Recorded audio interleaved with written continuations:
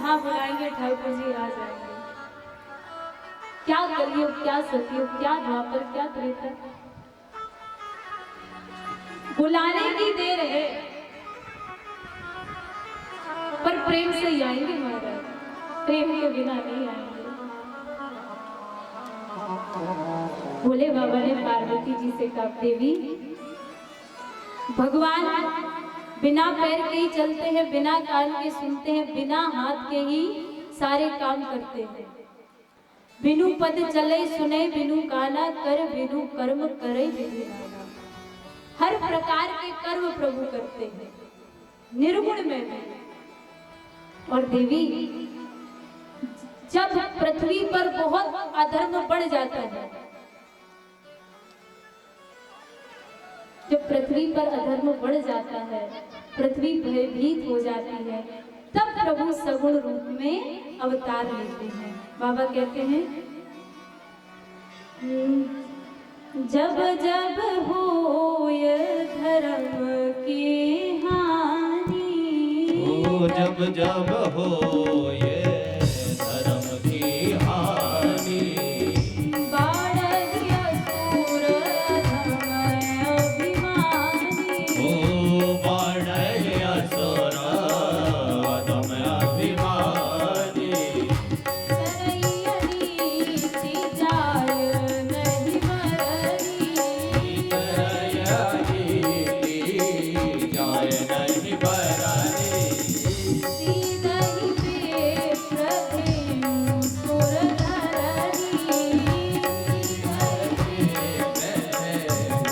सुर धरनी, तब तब प्रभु धरि विविध शरीरा, तब तब धरी प्रभु विवेद शरीरा, तब तब प्रभु धरि विविध शरीरा, तब तब प्रभु धरी विवेद शरीरा, हरहि कृपा निधि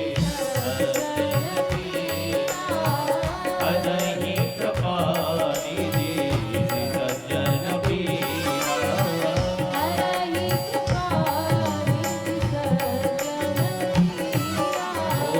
हरहि कृपा निधि सज्जन पीरा। महादेव कहते, देवी जब अधर्म बढ़ जाता है, धर्म की हानि हो जाती है, जब देवता ब्राह्मण और पृथ्वी भगवान को पुकारते हैं, आकर के प्रभु अवतार लेते हैं। आपने कहा कि प्रभु किस कारण से अवतार लेते, तो देवी और मैं चाहूंगा टीआई मिश्रा जी आकर मंच पर देवी जी का स्वागत करें। एक बार जोरदार तालियां पटेरा से हैं, एक बार और जोरदार तालियां बजा दें हमारे टीआई मिश्रा जी के लिए।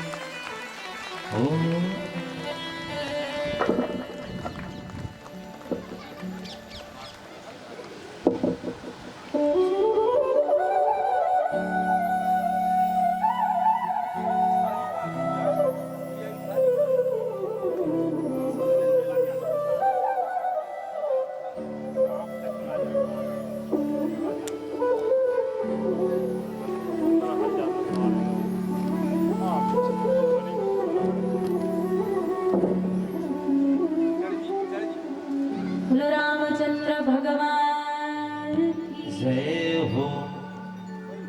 बाबा कहते, देवी आपने कहा कारण क्या था, कारण सुनिए।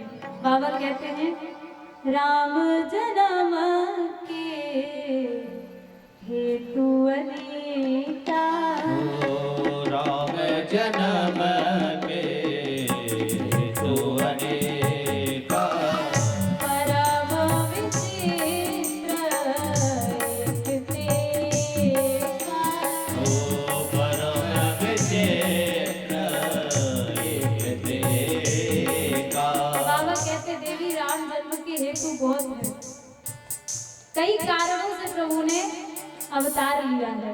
पहला कारण, बोले देवी भगवान के द्वारपाल जय विजय, सनकादिक ऋषि पहुंचे भगवान का दर्शन करने। महाराज शांति बनाए रखे, हम राम जन्म की ओर ही जा रहे हैं। आप जितना शांति से बैठेगी ना उतने ही ठाकुर जी का राम जी का जन्म जल्दी होगा। इसलिए शांति बनाए रखे, कथा में मन लगाए। द्वारपाल जय विजय सनक सनंदन सनातन सनत कुमार चारों ऋषि भगवान का दर्शन करने गए, रोक दिया। क्रोध आ गया, सनकादिक ऋषियों को क्रोध में आकर के श्राप दे दिया, हमको अंदर जाने से रोकते हो, श्राप देते हैं जाओ। क्या होगा? 3 जन्मों के लिए राक्षस हो जाओ। पहला जन्म हुआ हिरण्याक्ष हिरण्यकश्यपु, 12 भगवान का अवतार हुआ, हिरण्याक्ष का वध किया।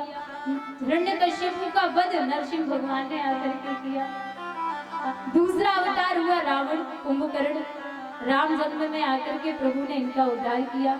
तीसरा जन्म हुआ शिशुपाल और दंतवक्त के रूप में आकर के ठाकुर जी ने इनका उद्धार किया। 3 जन्म के लिए राक्षस बन गए। इनका उद्धार करने के लिए प्रभु का अवतार हुआ। श्राप था सनकादिक ऋषियों का। दूसरा कारण बोले वृंदा देवी, तुलसी मैया। तुलसी मैया पूर्व जन्म में वृंदा थी, जलंधर की पत्नी, बड़ी पतिव्रता थी और इनके पतिव्रत धर्म के प्रभाव से जलंधर को कोई भी युद्ध में परास्त नहीं कर पाता था। ऐसा प्रभाव था वृंदा देवी का। कोई भी युद्ध में जलंधर को कोई परास्त नहीं कर सकता था। देवताओं के आग्रह करने पर भगवान विष्णु ने जलंधर का ही रूप बना लिया और जाकर के वृंदा के सत्यत्व को नष्ट कर दिया। परिणाम जलंधर का वध हो गया। जैसे ही वृंदा को सारी बात का पता चला, वृंदा ने श्राप दे दिया, आपने मेरे साथ छल किया है ना। कैसा छल? आपने मेरे पति का रूप धारण करके मेरे पतिव्रत धर्म को नष्ट किया है। श्राप देती हूँ, मेरा पति ही आपके साथ छल करेगा, आपकी पत्नी का हरण करेगा और जैसे आज मैं रो रही हूँ ना वैसे आप भी रोएंगे। जलंधरी रावण के रूप में आया।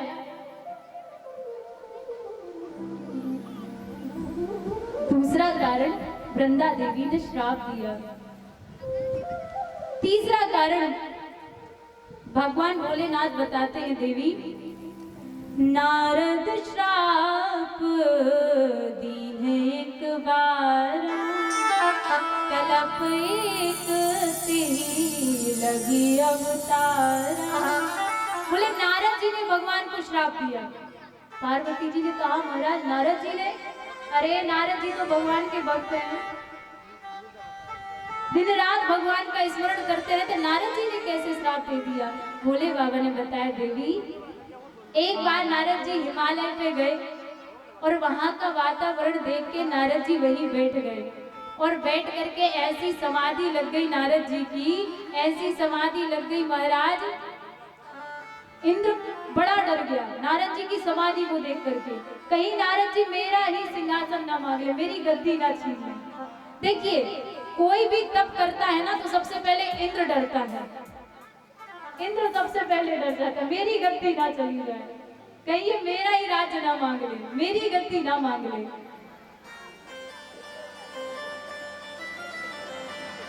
क्या किया महाराज? कामदेव से कहा जाओ नारद जी की समाधि को तोड़ दो, भंग कर दो। कामदेव आए, कितना प्रयास किया महाराज, कितना प्रयास किया, पर नारद जी की समाधि तनिक भी ना डिगी, कुछ भी प्रभाव नहीं पड़ा नारद जी पर। बाद में कामदेव ने नारद जी के चरण पकड़ लिए, नारद जी ने कामदेव पर को भी आशीर्वाद दिया प्रसन्न होकर के। क्या हुआ महाराज? आकर के इंद्र नारद जी के यश को गाने लगे। अरे नारद जी को देखो, कामदेव भी उनकी समाधि को तोड़ ना सके और समाधि जब खुली तो कामदेव पर क्रोध भी नहीं किया, अर्थात नारद जी ने काम क्रोध दोनों पर विजय प्राप्त कर ली। नारद जी की चर्चा होने लगी, परिणाम नारद जी को अभिमान आ गया। भोले बाबा की भी जब समाधि टूटी तो भोले बाबा को भी क्रोध आ गया, कामदेव को भस्म कर दिया। मुझे देखो, मुझे क्रोध नहीं आया, खुद ही अपने यश को, खुद ही अपने चरित्र को जाकर के भोले बाबा को सुनाने लगे। महाराज आप अगर कोई अच्छा कार्य करते हैं और आप अगर खुद अपने अच्छे कार्य की प्रशंसा दूसरों से करने लग जाए ना क्या होगा? आप अगर कोई अच्छा कार्य कर रहे हैं तो कब वो अच्छा माना जाएगा? जब दूसरा आकर के आपकी प्रशंसा करे। ये नहीं कि हम खुद ही कहने लग जाएं। खुद के कहने से क्या होगा? सामने वाला जब आकर के कहे तब आपकी प्रशंसा है। नारद जी स्वयं अपने चरित्र को सुना रहे, बोले बाबा ने समझाया, बोले नारद जी धन्य है आप, अरे देवर्षि नारद धन्य है आप, आपने काम क्रोध दोनों पर विजय प्राप्त कर ली। पर नारद जी मेरी एक बात मानिए, मैं आपसे एक बात कहना चाहता हूँ। नारद जी ने कहा कहिए। बोले आपने जो बात मुझे बताई है ना, भूल से भी जाकर के भगवान विष्णु से मत कहना। नारद जी ने क्या किया? तुरंत पहुंचे विष्णु भगवान के पास और जो नारद जी को बताया, जो भगवान शंकर को बताया, वही बात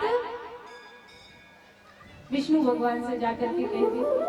विष्णु भगवान ने जैसे ही सुनकर के नारद जी की प्रशंसा तो कर दी, पर भगवान ने मन में विचार किया। नारद जी ने यह भी कहा कि आपकी कृपा से मैंने विजय प्राप्त की है काम क्रोध पर उसमें भी उनका अभिमान था, बोलने में भी अभिमान दिखाई पड़ा। विष्णु भगवान ने मन में विचार किया, मेरे भक्त हैं नारद जी, अरे मेरे परम भक्त, मेरे प्रिय भक्त हैं, अगर इनको अभिमान ने पकड़ रखा है तो मेरा कर्तव्य है कि इनका अभिमान दूर किया जाए, कुछ तो करना पड़ेगा। क्या किया महाराज? विष्णु भगवान ने अपनी माया से एक नगरी की रचना की, एक नगर की रचना की। कैसा नगर महाराज? इतना दिव्य नगर की शोभा वर्णन नहीं की जा सकती है। माया से ही सब हो रहा है। माया को भेजा, भगवान की माया ने ही एक राजकुमारी का रूप धारण कर लिया। उसी माया की नगरी में राजा और राजा की पुत्री राजकुमारी स्वयंवर की रचना रची महाराज। जब नारद जी ने नगरी में आकर के देखा ना, इतनी दिव्य नगरी, इसको तो मैंने आज तक नहीं देखा। और जब उस नगरी में जाकर के उस कन्या को देखा ना, रूप को देख करके नारद जी मोहित हो गए।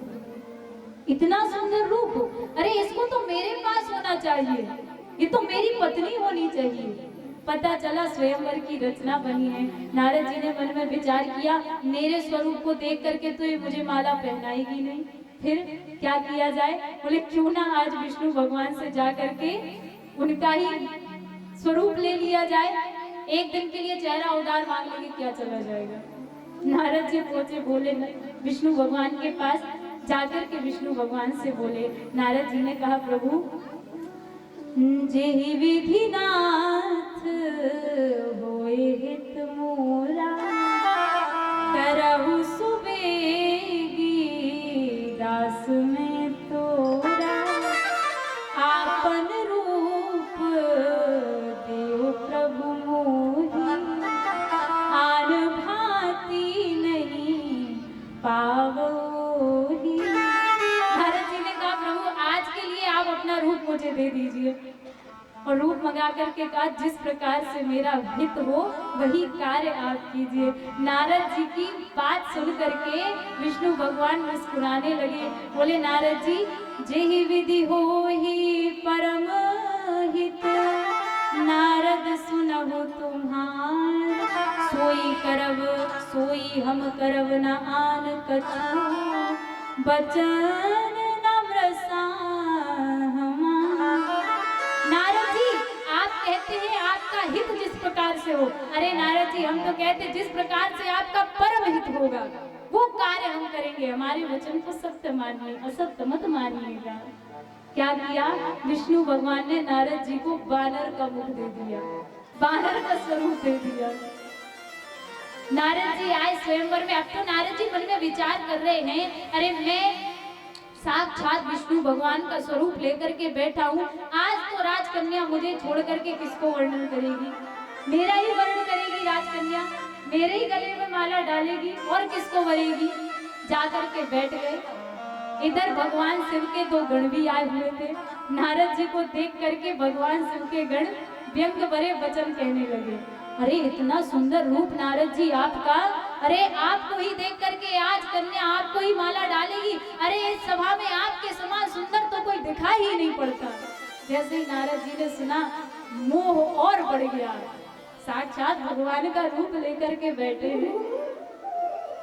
क्या हुआ, राजकन्या आई, इधर भगवान विष्णु राजपुत्र का रूप लेकर के आए और कन्या ने, जैसे ही कन्या माला लेकर के आई ना, राजकन्या ने नारद जी की ओर देखा भी नहीं।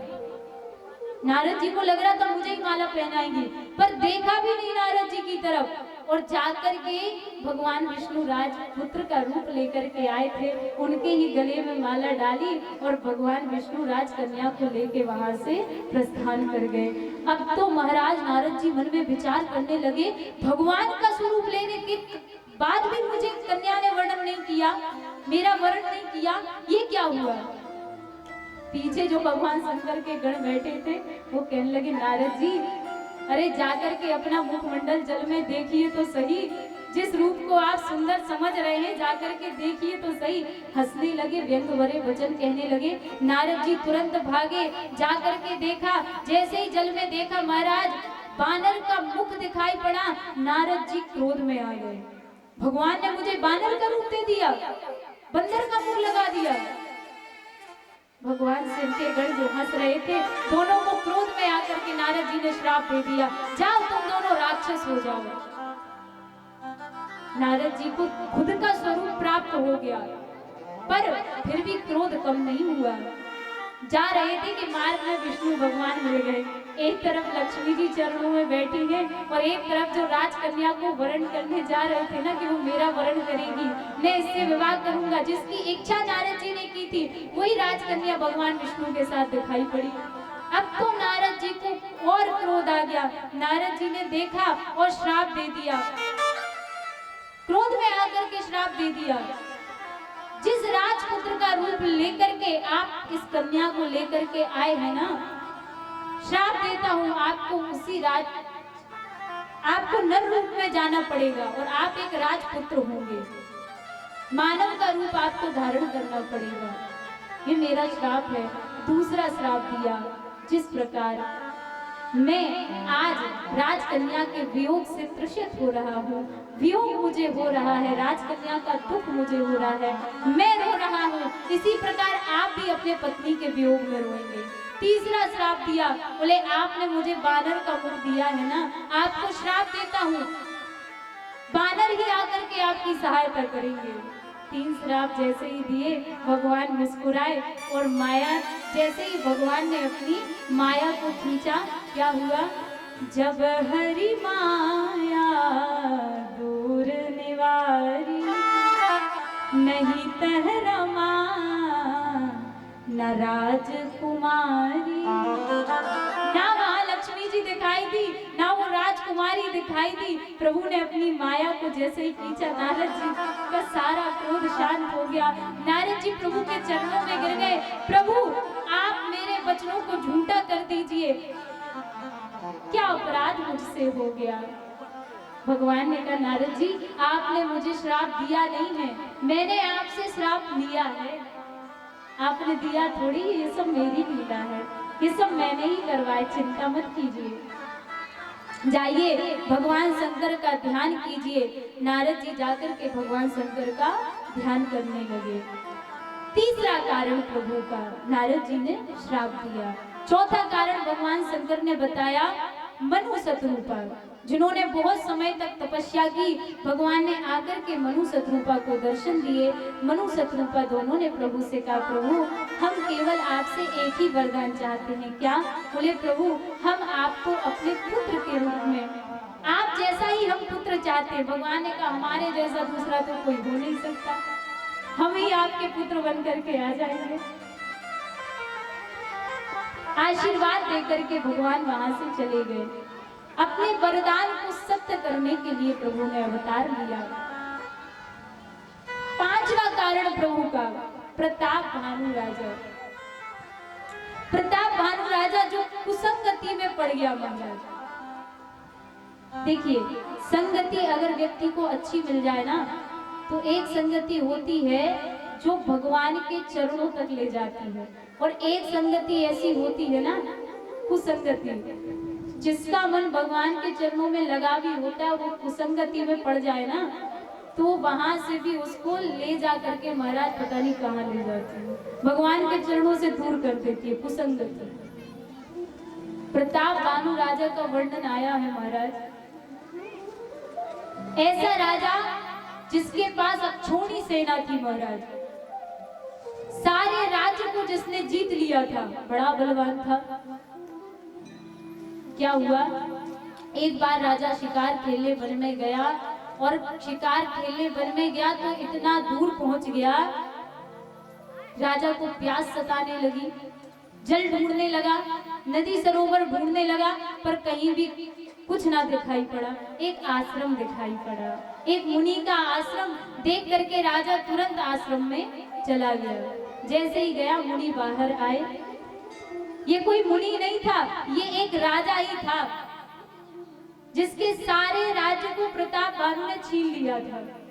वो राजा ही प्रताप भानु के डर के मारे और बदले की भावना से वन में अपना आश्रम बना के रहता था।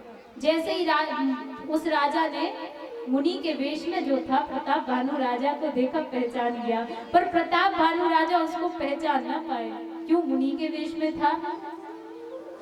जैसे ही देखा, प्रणाम किया। प्रताप भानु ब्राह्मणों का बड़ा सत्कार करता था। महाराज, वर्णन आया है कि उस मुनि ने, उस राजा ने प्रताप भानु से ऐसी ऐसी बातें की, ऐसी मीठी मीठी बातें की कि प्रताप भानु उस मुनि के बातों में फंस गए। प्रताप भानु ने अपनी सारी जो भी रहस्य था वो सब मुनि के सामने खोल दिया। प्रताप भानु ने कहा, महाराज ऐसी कृपा कीजिए, कुछ अगर आपके पास ऐसा उपाय हो। कैसा उपाय? बोले, मैं 100 कल्प तक एक छत्र राज्य करूं। ऐसा कोई उपाय है क्या?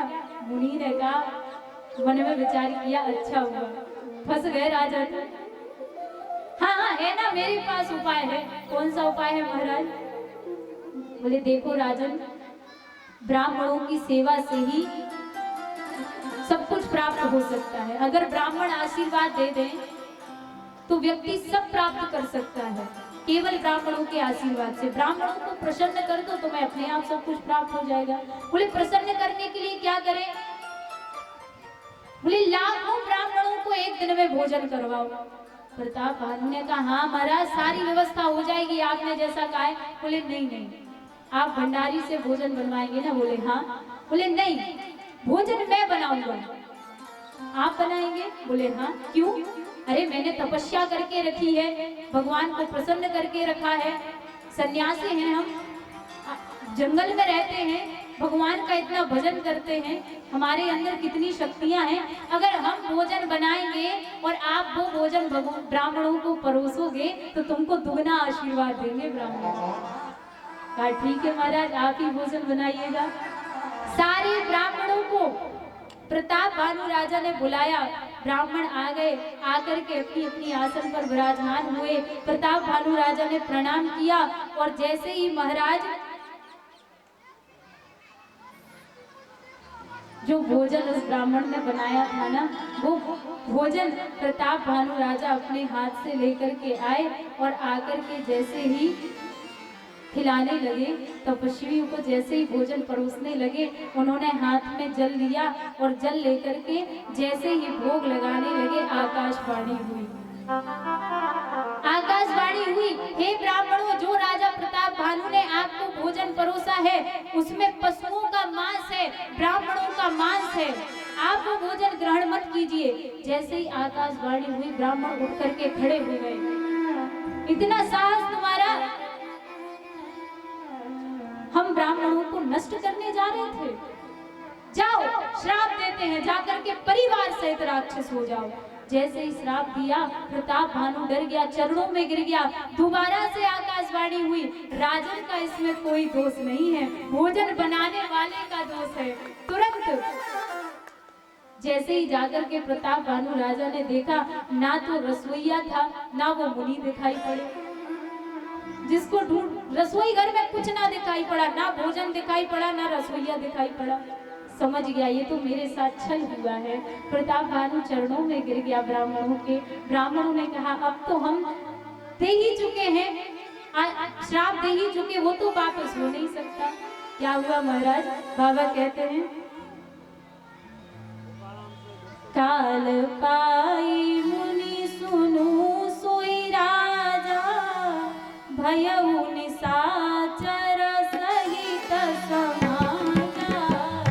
पाई मुनि सुनु सोई राजा, भयउ निशाचर सहित समाजा।